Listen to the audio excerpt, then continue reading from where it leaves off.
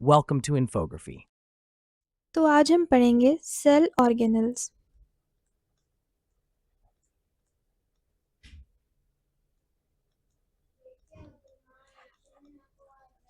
Cell organelle specialized structures होते हैं जो सेल के अंदर प्रेजेंट होते हैं। डिफरेंट फंक्शंस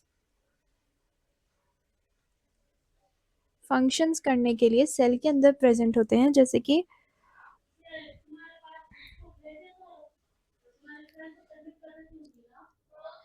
सेल का सर्वाइवल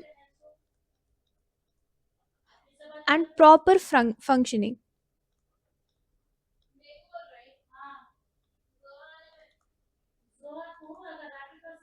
ये prokaryotes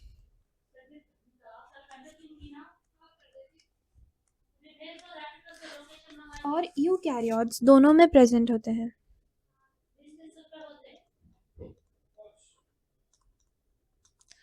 prokaryotes without nucleus sales होते हैं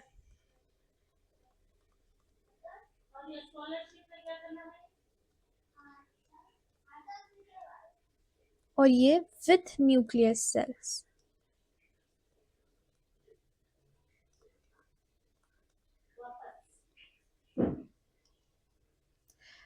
अब बढ़ते हैं न्यूक्लियस की तरफ। न्यूक्लियस कंट्रोल सेंटर है सेल का।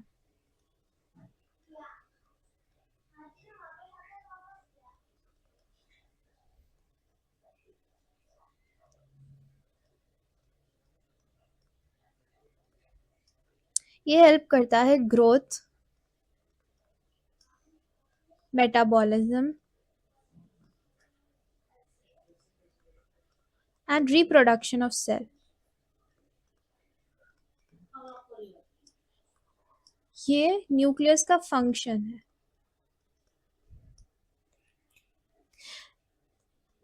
ये यूकैरियोट्स में प्रेजेंट है and absent in prokaryotes.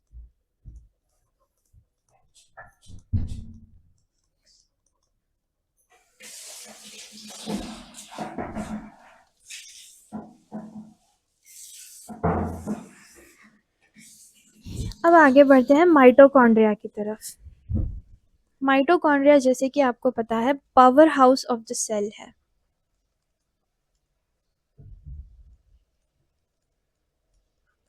Also known as the powerhouse of the cell.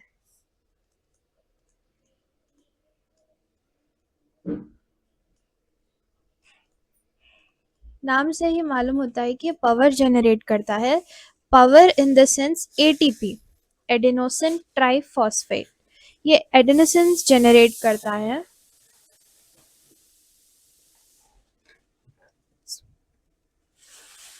Cellular respiration के लिए, यानी कि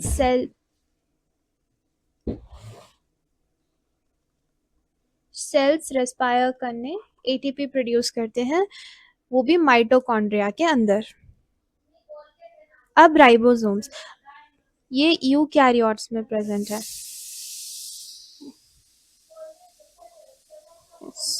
Mitochondria is present in eukaryotes.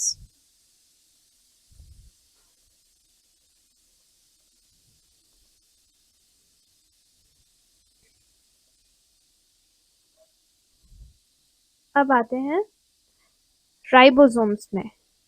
Ribosomes दो सब यूनिट्स मिला के बनता है, that is the larger sub unit and the small sub unit. ये स्मॉल है और ये लार्ज है।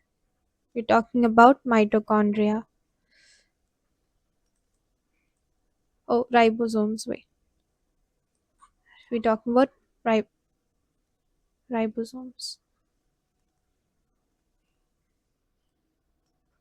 Yes. So they synthesize protein by translating messenger RNA, यानी कि mRNA। राइबोसोम्स हमें प्रोटीन सिंथेसिस में हेल्प करते हैं by the process of translation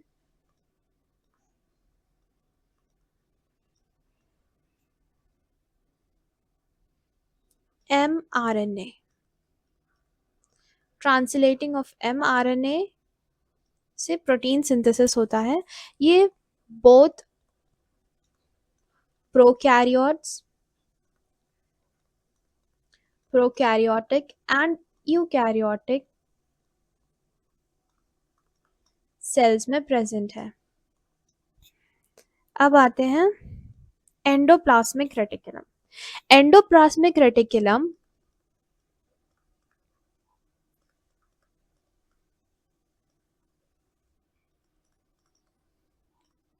दो काइंड्स में है, the smooth endoplasmic reticulum and the rough endoplasmic reticulum. Smooth endoplasmic reticulum and the rough endoplasmic reticulum. Smooth ones contain no ribosomes, जैसे कि हमें पता है ribosomes helps in protein synthesis.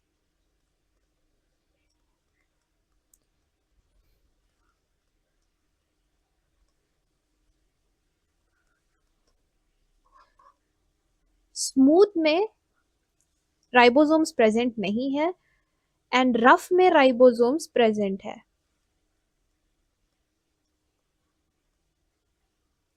यहाँ pick में दिख रहा है ये जो छोटे छोटे सर्कल्स हैं दैट आर राइबोसोम्स। तो रफ में राइबोसोम्स है एंड स्मूथ में राइबोसोम्स नहीं है।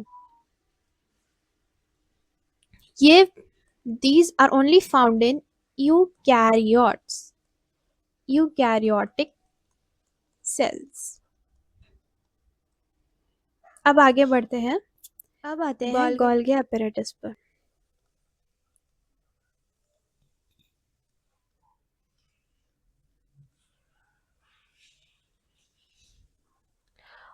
गोल्गी apparatus हेल्प करता है मॉडिफिकेशन, sorting and packages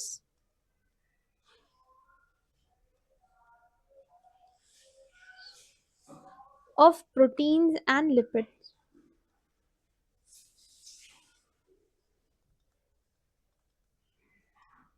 यानी कि सेल के अंदर या सेल के बाहर अगर कुछ भी ट्रांसपोर्ट करना हो प्रोटीन्स और लिपिड्स तो गोल्गी एपरेटस हेल्प करता है ये ट्रांसपोर्टेशन, मॉडिफिकेशन और filtering of proteins and lipids.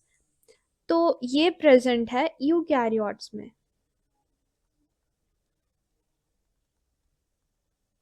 Eukaryotic cells में प्रेजेंट है गोल्गी एपरेटस। Next, lysosomes. कुछ भी अगर वेस्ट मटेरियल है उसको ब्रेक डाउन करके ट्रांस या ब्रेक डाउन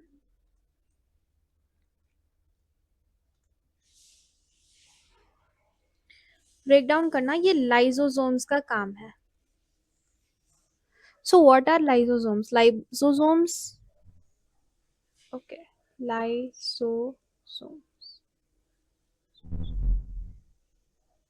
लाइसोसोम्स हेल्प करता है वेस्ट मटेरियल को ब्रेक डाउन करने में, जैसे कि सेल्यूलर डेब्रिस या फॉरेन सब्सटेंसेस।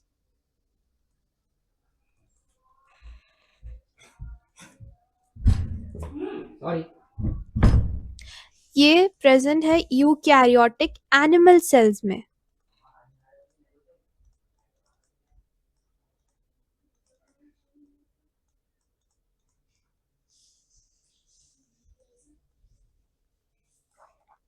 वेस्ट मटेरियल को ब्रेक डाउन करने में लाइसोसोम्स हेल्प करते हैं, जैसे कि सेल्यूलर डिब्रीज और फॉरेन सब्सटेंसेस, और ये प्रेजेंट है यूकैरियोटिक एनिमल सेल्स में। अब पेरिऑक्सिसोम्स। पेरिऑक्सिसोम्स फैटी एसिड्स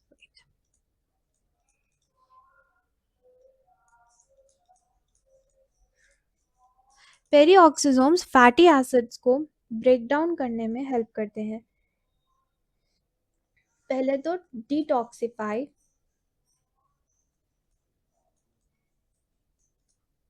हार्मफुल सब्सटेंसेस, यानी कि एलिमिनेशन ऑफ हार्मफुल सब्सटेंसेस।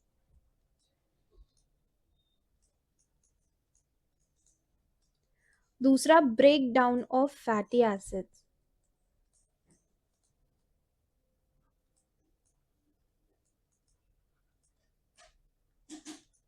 ये इन लोगों का फंक्शन है। जैसे कि harmful substances like hydrogen peroxide. तो हाइड्रोजन पेरोक्साइड जैसे हार्मफुल सब्सटेंसेस को ये डिटॉक्सिफाई करता है एंड फैटी एसिड्स को ब्रेक डाउन करता है। ये यूकैरियोटिक सेल्स में प्रेजेंट है।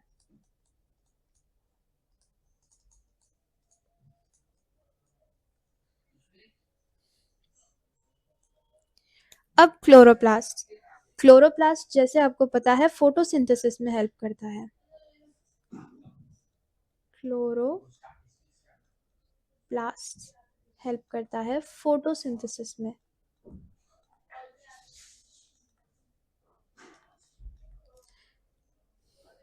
ये लाइट एनर्जी को केमिकल एनर्जी में कन्वर्ट करता है। Chemical energy in the sense glucose, यानी कि लाइट से एनर्जी लेके कन्वर्ट करता है केमिकल एनर्जी को, दैट इज ग्लूकोज। ये eukaryotic plant cells and some protist में प्रेजेंट होता है।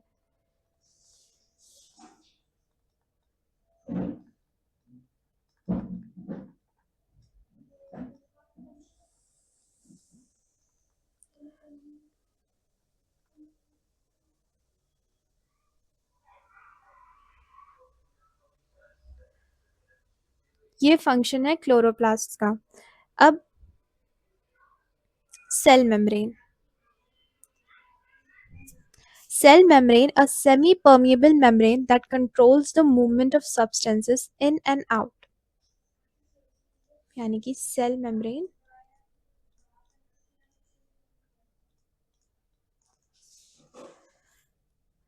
सेमी परमिएबल मेम्ब्रेन है दैट कंट्रोल्स मूवमेंट, यानी कि ये कंट्रोल करता है मूवमेंट ऑफ सब्सटेंसेस इन या आउट होने में हेल्प करता है, सेल के इनसाइड या सेल के आउटसाइड। सेल मेम्ब्रेन हर सेल में प्रेजेंट है, ऑल सेल्स में प्रेजेंट होती है सेल मेम्ब्रेन। अब cell wall. Cell wall provides structure, support and protection, composed of cellulose and plants। पहले cell wall। cell wall का function है provide structure and support।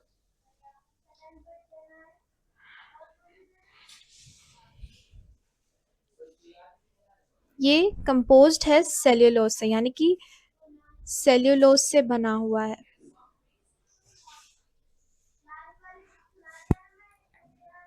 ये present है plants, chitin in fungi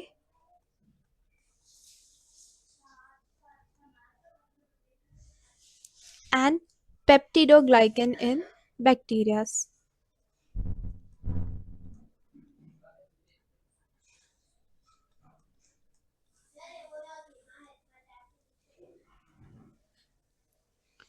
तो इन सब में ये प्रेजेंट होती है और also found in plants, fungi, some protists and prokaryotic cells।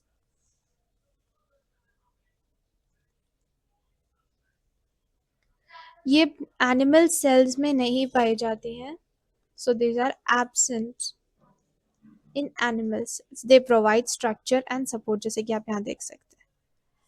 अब आते हैं cytoplasm. Cytoplasm is jelly like structure, यानी कि ये बेस है सेल का। इफ एक सेल है तो इधर पूरा साइटोप्लाज्म है एंड इसके अंदर सेल ऑर्गेनल्स प्रेजेंट है। इसके अंदर सेल्यूलर प्रोसेस अकर होता है। All cellular all cellular process.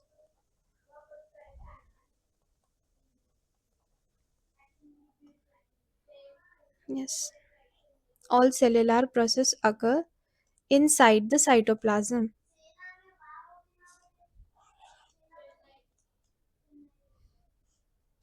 Jelly-like structure इसके अंदर सारे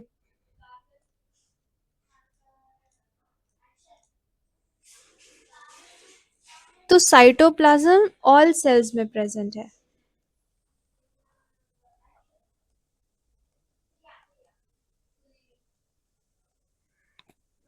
अब आते हैं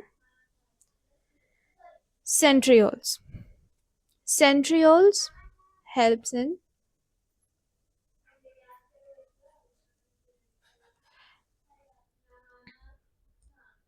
centriole helps in cell division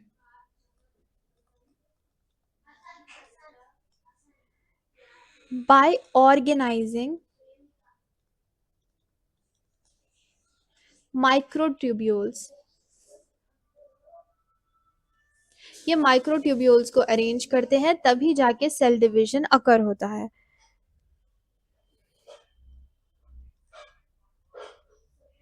So they help in cell division. They are found in eukaryotic animal cells.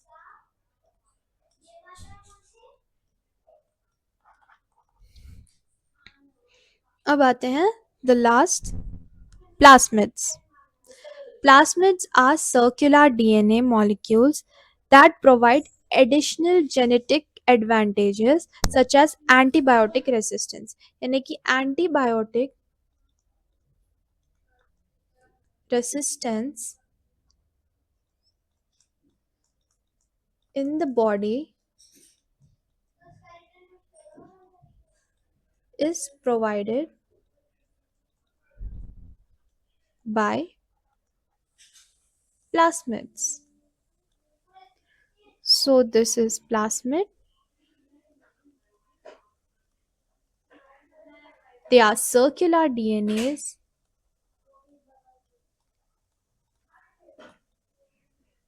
They are found in prokaryotic and some eukaryotic cells.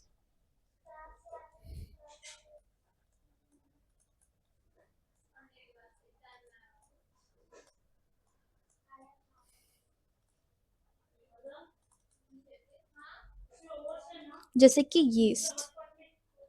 तो plasmids are found in prokaryotes and some eukaryotic cells like yeast. ये circular DNAs है और इनके molecules provide करते हैं genetic advantages.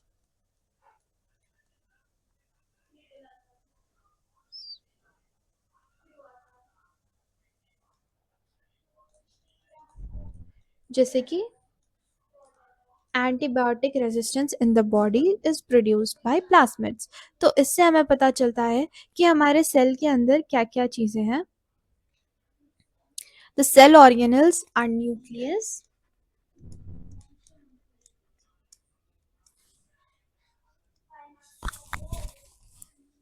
Mitochondria,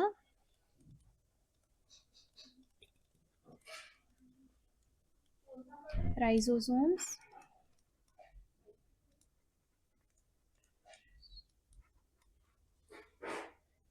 endoplasmic reticulum,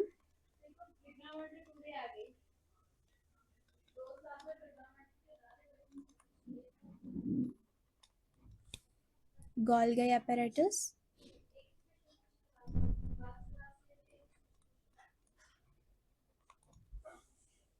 lysosomes, peroxisomes, chloroplast, vacuoles,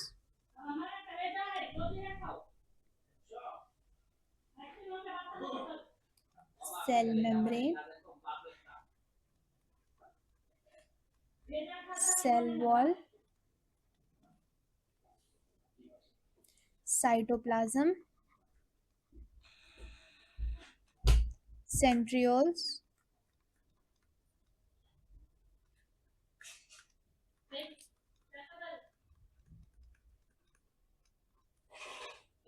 और प्लास्मिड्स। ये compose होते हैं सेल ऑर्गेनल्स में।